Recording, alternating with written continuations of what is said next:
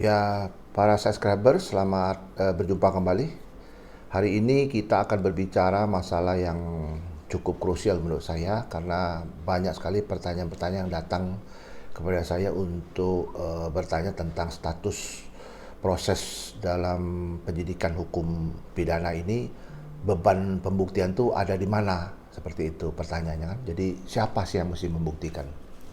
Maka dari itu di dalam peristiwa hukum ya, yang paling sulit itu memang sebenarnya penyidik. Penyidik itu adalah uh, orang yang diberikan mandat oleh undang-undang untuk membuktikan satu peristiwa pidana. Jadi beban pembuktian itu ada dengan penyidik. Jadi bukan sama pelapor.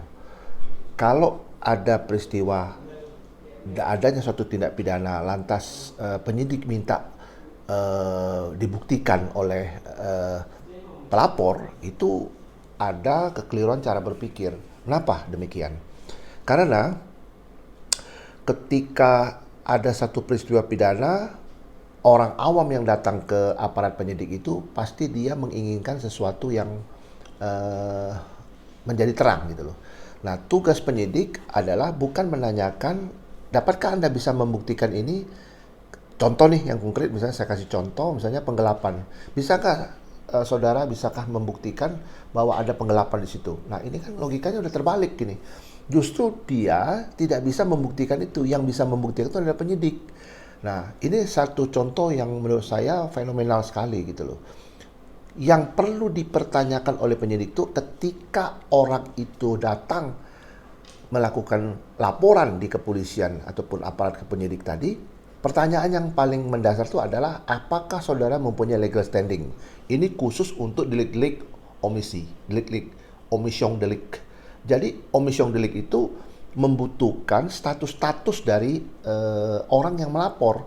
Contoh misalnya orang yang digelapkan uangnya itu mesti memiliki status, memiliki hubungan hukum.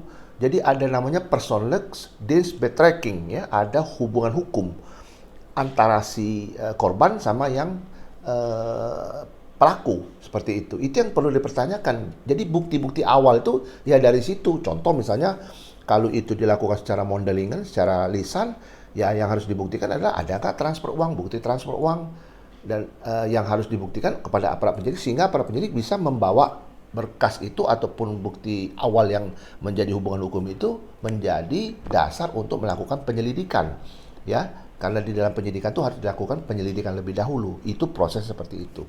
Nah, logikanya begini, kalau seandainya ada cara berpikir seperti yang saya sebut tadi, terbalik gitu loh. Aparat penyidik malah terbalik. Saya mau kasih contoh ini, kalau seandainya ada satu badan hukum, katakanlah perusahaan, biherennya itu atau pengurusnya itu melakukan penggelapan dalam perusahaan. Sedangkan pemegang saham itu tidak pernah ada di perusahaan. Dia hanya pemegang saham, sleeping partner.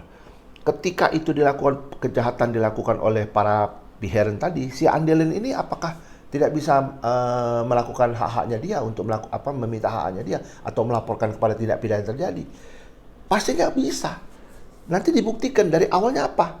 Kedudukan hukumnya dulu. Apakah dia itu memang mempunyai legal standing atau tidak, itu ditentukan di awal.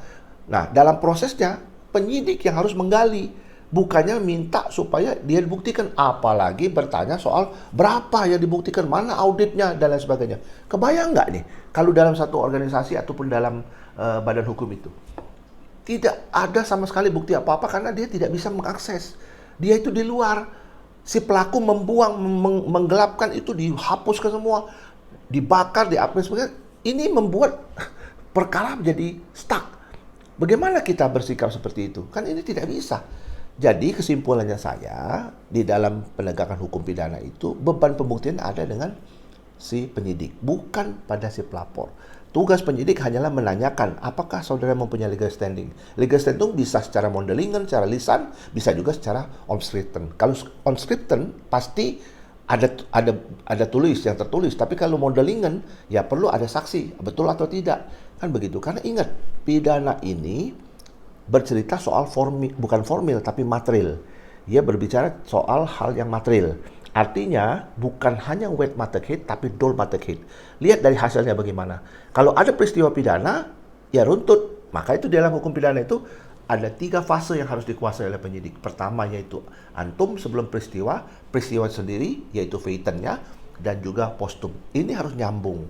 Nah, mudah-mudahan saya punya penyampaian ini bisa membuat kita, mencerahkan kita semua, bagi aparat penyidik tidak usah ragu-ragu untuk menyelidik dan menyidik kasus-kasus yang seperti ini. Kalau tidak, alangkah enaknya ini para pelaku kejahatan ini membuat suatu terobosan bahwa dia, apalagi dia melakukan peristiwa keperdataan di PKPU dan sebagainya, dia telah melakukan tindak pidana, tidak bisa disidik. Nggak ada rumusan seperti itu. Pidana itu tidak ada urusan dengan itu. Pidana itu urus mengenai kelakuannya itu.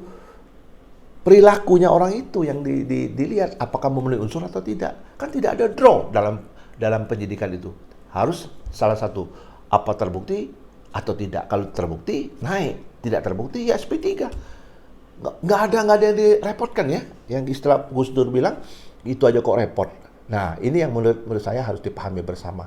Ingat ya, beban pembuktian itu dengan penyidik, bukan dengan pelapor. Jadi kalau pelapor datang, tanya dengan dia apa legal standingmu, karena harus memiliki legal standing. Selanjutnya itu tugas dari penyidik. Demikian yang saya sampaikan, mudah-mudahan ini bermanfaat, menambah wawasan. Tetap sehat dan sukses.